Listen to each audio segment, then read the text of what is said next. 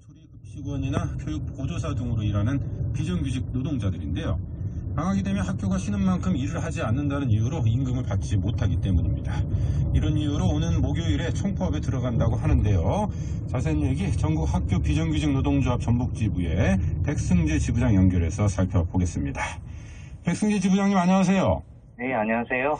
자, 이번 총파업에 참여하시는 분들이 학교 비정규직 노조라고 들었는데요. 주로 학교에서 어떤 일을 하시는 분들인가요? 전라북도 교육청 소속의 학교 비정규직 노동자가 약 5천여 명이 있는데요. 네. 주로 식생활관에서 근무하시는 조리종사원이 절반 가까이를 차지하고 있고요. 네. 그리고 교무실에서 이제 근무하는 교무실무사, 그리고 이제 학교에서 조소득, 한부모 가정 등을 대상으로 복지 업무를 맡고 있는 교육복지사, 그리고 이제 학교생활 적응에 어려움을 겪고 있는 아이들을 상담하고 종합적으로 좀 지원하는 위센터의 전문 상담사, 사회복지사 등 약 50여 개 직종이 있습니다. 대략 5천 명 정도가 전라북도에 계시다 이 말씀이시네요. 예. 네. 이번에 그런데 파업을 하신다 이렇게 들었는데 이게 이제 다른 지역도 함께 하는 건가요? 네. 이미 이제 방학 중에 생계 대책을 마련하고 이제 임금 교섭이 타결된 강원도와 부산, 경남을 제외한 10단계 시도교육청에서 파업을 하게 됩니다. 네. 파업을 하시게 된 이유 어디 있을까요? 첫 번째는 방학 기간 중에 임금이 없다 보니 생계 대책을 상여부분으로 마련하라는 것이 주요 요구이고요. 네. 그다음에 두 번째는 이제 학교 비정규직 노동자 내에서도 각종 수당을 차별 지급하는 것을 시정하라는 것, 그리고 이제 그런 1년 가까이 전라북도 교육청과 임금 교섭을 진행 중인데요. 네. 전라북도 교육청이 좀 제대로 된 교섭안을 내놓지 않고 있기 때문에 성실 교섭을 촉구하는 것이 이유입니다. 네. 이 중에서 지금 방학 기간에 임금 지급이 전혀 안 된다 이렇게 말씀하셨잖아요. 네. 정말 한 푼도 없습니까? 네. 도교육청 입장은 무노동 무임금이 원칙이기 때문에 네. 방학 중에 일을 하지 않으니 지급하지 않는 게 당연하다라는 게 입장입니다. 보통 학교에 여름방학, 겨울방학이 있잖아요. 네. 이 기간이 어느 정도나 되죠?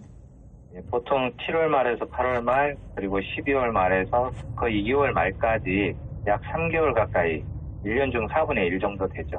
네. 그런데 이 몇 달치 4분의 1 정도 되는 기간 동안에 돈을 한 푼도 못 받는다 이 말씀이시네요. 네. 그럼 생계는 어떻게 꾸리세요? 생계 대책이 사실 별로 없고요. 네. 이제 저희가 이제 조합원들 중에 찾아보면 어떤 분은 한부모 가정이라 집안에 생계를 책임져야 되는 분들도 계시거든요. 네. 그러면 이제 방학 때도 각종 공과금도 내야 되고 아이들 먹을 거리도 걱정하는 게 우선인데 이제 수입이 없다 보니 카드 대출로 버티는 분도 계시고요. 네. 그리고 이제 집안에 가정이 있다 하더라도 이제 장애나 사업 실패로 이제 조합원이 아예 가정 생계를 모두 짊어지고 계신 분도 있고, 그리고 이제 특히나 이제 급식실 같은 경우는 경력이 더 오래 되신 분들도 많기 때문에 아이들이 이제 대학생들이 많습니다. 네. 그러다 보니까 사실은 학기 중에서 투잡을 뛰고 계신 분들이거든요. 이제 방학 때는 사실 아이들 학비를 버는 게 아니라 사실 부업으로 생계를 버텨야 되는 경우 이렇습니다. 그래가지고 사실 방학 때만 되면 노동조합에 일자리 소개시켜달라고 문의도 많이 와요. 그래서 특히나 이제 조리종사원 같은 경우는 업무 강도가 워낙 센 편이라서 저희는 이제 방학 동안만이라도 병원 다니시면서 건강도 회복하셔라 이렇게 말씀드리고 싶은데 네. 어려움을 뻔히 알다 보니까 마음 편히 그 말씀도 못 드리고요. 네. 사실 일자리라는 것도 방학 기간 동안만 할 수 있는 좋은 일자리는 찾아볼 수 없고요. 음식점에서 서빙, 설거지 등 외에는 거의 없습니다. 사실은 이것도 없어서 못하는 분들도 있어서 네. 안타까운 마음이 들 때가 좀 많이 있습니다. 이런 분들이 전북 지역에 5천여 분이 계시다 이 말씀이시잖아요. 이런 상황에 네. 놓여 있는 분들이. 네. 네. 그래서 이 방학 기간 동안에 최소한의 생계를 위한 일정 부분의 좀 상여를 지급해달라 이런 주장을 하고 계신 거지요? 네. 네. 근데 실제로 전국적으로 이렇게 방학 동안에 일정 부분의 그 생계급여를 지급하는 곳이 있다면서요? 네, 있습니다. 이미 경남 같은 경우는 학교 비정규직 노동자들한테 상여금 100만 원을 신설해가지고 작년부터 방학기간 1월하고 8월에 50만 원씩 지급하고 있고요. 네. 실질적으로 뭐 방학 중 생계 대책이 되고 있어요. 그리고 이제 광주도 상여금 55만 원을 이제 4년째 지급하고 있고요. 네. 세종시는 작년부터 부산하고 강원도도 며칠 전에 상여금을 지급해서 방학 중 생계 대책을 마련하기로 이미 도교육청이 노동조합과 확정한 지역도 있습니다. 이게 뭐 액수를 들어보니까 뭐 한 달에 50만 원 정도 뭐 네. 생계를 유지하기에는 턱없이 부족한 금액이긴 하지만 어쨌든 지급하고 있다 이 점이 뭐 중요하겠네요. 네, 맞습니다. 네, 이런 데가 경남, 광주, 부산, 강원 이렇게 된다. 세종시까지. 어디까지요? 세종시까지. 세종시까지. 예. 네. 그런데 지금 도교육청, 전라북도 교육청은 지급할 수 없다 이런 입장이다. 네. 뭐라고 하면서 지급할 수 없다고 하던가요? 지금 뭐 1년 가까이 임금 교섭 하고 있는데 작년에는 누리교육 예산 문제 때문에 더 두고 보자. 뭐 올해는 추경 예산 편성을 기다려 보자. 그러다가 지금은 이제 예산 상황이 좋지 않으니 지급하기 어렵다. 이렇게 계속 미루다가요. 마지막에는 뭐 상여금을 지급하는 지역이 8개 지역 이상 되어야 하겠다는 것도 아니고 네. 고민해 보겠다. 이 정도 입장입니다. 다른 지급하는 곳이 많아지면 그때 가서 고민해 보겠다. 예, 지급하겠다는 것도 아니고 그때 가면 고민해 보겠다. 이미 절반 가까이 지금 앞서 말씀하신 게 봐도 5군데에서 좀 지급을 하고 있잖아요. 네, 근데 입장이 안 바뀌었어요? 네, 전혀 바뀔 거라고 생각하지 않습니다, 지금. 네.